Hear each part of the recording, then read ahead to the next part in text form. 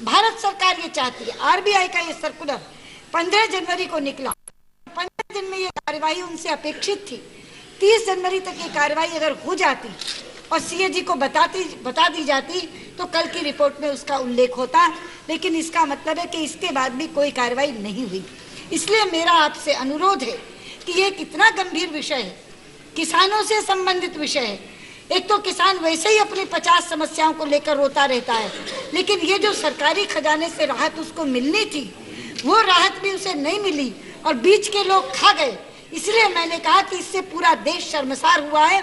मैं चाहूंगी कि इसके ऊपर आप बीएससी में कोई दिन तय करके, तिथि तय करके एक स्ट्रक्चर्ड डिस्कशन, एक पूरी चर्चा इस विषय पर इस सदन में कराएं ताकि सत्य सामने आ सके। ये बताइएगा।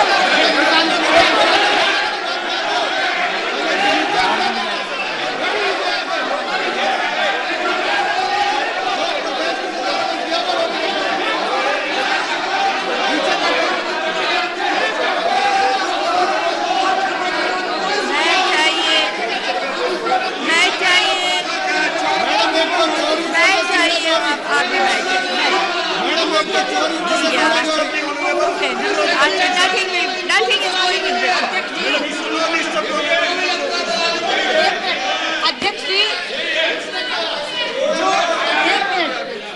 जो बात माननीय सांसद कह रहे हैं, अगर राज्य सरकारें इसमें दोषी हैं तो जवाब में सरकार कह देगी। आप अभी क्यों उतावले हो रहे हैं? इतने किसानों का पैसा खा गए लोग, आपको हमारे साथ स्वर में स्वर मिलाकर कहना चाहिए। अध्यक्ष जी, बैठ जाइए, बैठ जाइए, आप बैठ जाइए। आप क्यों बैठिए ना।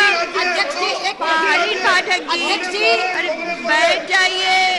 कहाँ रिएक्ट कर रहे हैं? बैठिए।